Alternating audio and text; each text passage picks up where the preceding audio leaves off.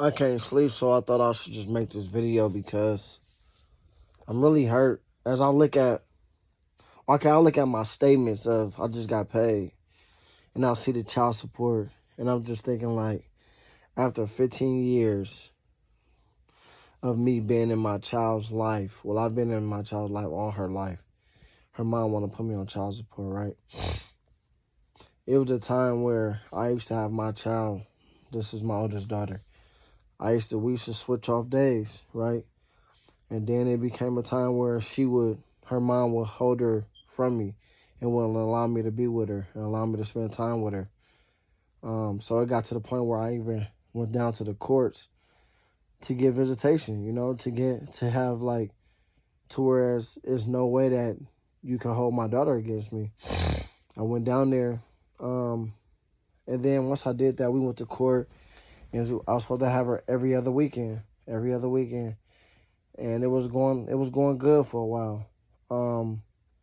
Then, my mom died, and it was kind of like, it was a point where me, my mom, my daughter's mom, and her grandma we would all have a meet up, and we would just discuss how to, co-parent for our daughter.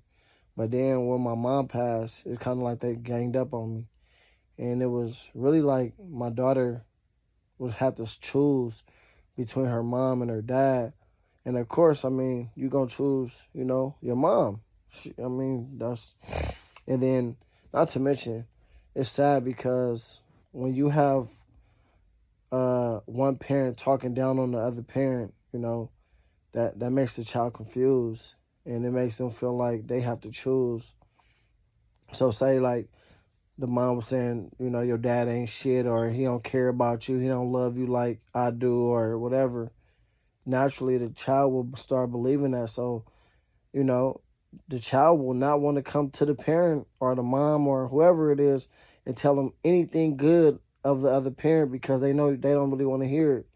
So anything negative that goes on, that's what will draw the attention of the parents. So that's what they'll bring. So that's pretty much what will start happening. My daughter started bringing negative attention, like I was doing something wrong, and her mom would keep her away from me. And then it got to the point where I didn't want to force my daughter to be around me. So, not to mention my mom had died, and I was just saw losing people. So I went through a kind of like a deep depression, to where I felt like, the world was against me already. So my daughter just been another person against me. I already knew her mom was against me, didn't really care for me, and really hated me, honestly. So then it got to where, okay, now my daughter's not coming around me. So then, I try to still make this relationship. I still try to fight for it. But then I got to the point where it was like I'm forcing, and I don't want to force any relationship. So then it got down to the point where it's just all about the money. It's not even about the relationship no more. It's just about, I don't know if she don't even want me to have a relationship with my daughter, but she rather just have the money. And the only time I would really hear from her or my daughter was when it was about some money, and that hurt me in a sense, because I'm about the relationship. I want to teach, and I want to, give everything I can to my daughter, and so she can learn me a little more, it's really hard when, her mom is really against me and hates me. So she tried to give me, she got me for child support, which is, the case is really about how much time do you spend with the child. And naturally, like I said, I can't force my daughter to be with me, but I went down to the court so I can have my time with my child, not because of the money, but because I really want to grow a relationship with my child. But I can't force that relationship with my child. So they're taking bukus of money out of my account, and even to this day, it's like I still want to be in my child's life. I want to do everything I can, but I don't got it like that to just, you know, you call me and say, I want this, I want that. That's cool, but I just want to be able to spend time with you. So I don't know. I think a lot of times, I think they think we got a shield and we just so strong and we don't have emotions or we don't got feelings, but as fathers, we do. I can't sleep, honestly. So I'm thinking about, like, what steps do I take? I'll try to talk to my daughter. I'll try to reach out and I try to give her as much advice as I can, but I'm only one man. And then, her mom don't make it better because, it's kind of like she don't really care about me, so she naturally don't care if her daughter care about me either. And it hurts me because I really didn't see it being like that. Even though we're not together or anything, we still should be able to co-parent and be there for our child. So we can show her a healthy relationship, of how to be co-parents. Because naturally, regardless of anything, it's our blood that runs through her. And that's just with all my kids. I just want to have a great relationship with their moms, because it takes a village to raise us. It does. And back in the day, that's how it was. It took a village. Even mom, dad, whatever, wasn't together.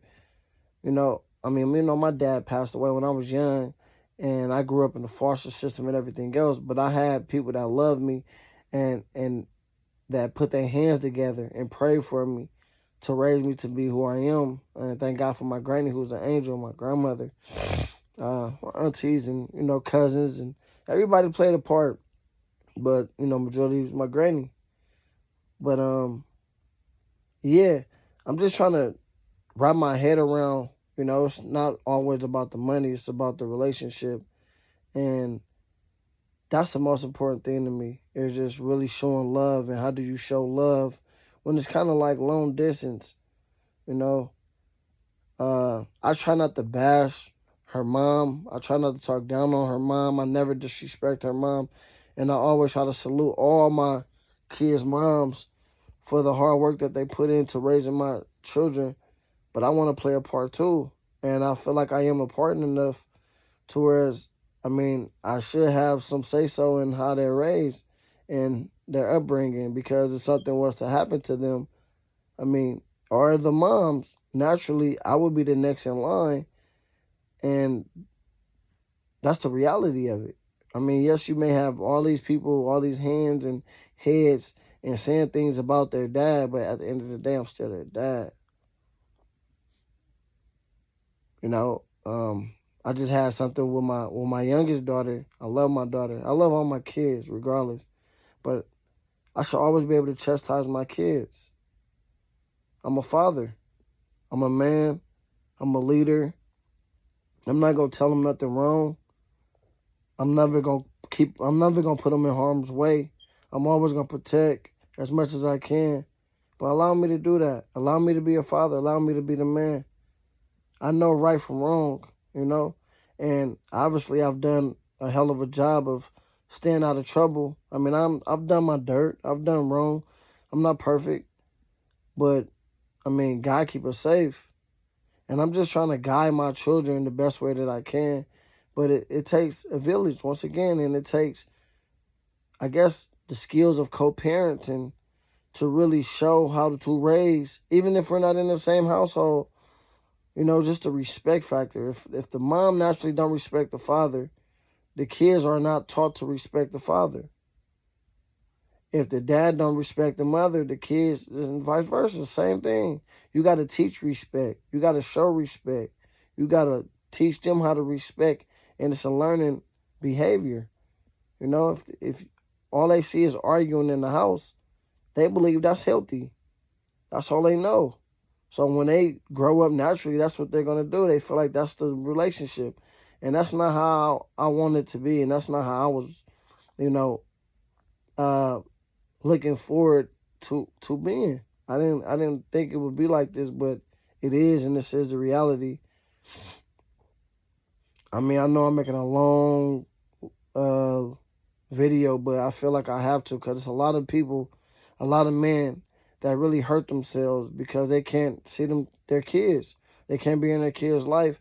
And the kids grow up thinking that their dad don't want to be in their life. And a lot of times it don't have nothing to do with the child. It don't have nothing to do with the child. A lot of times it has something to do with their moms.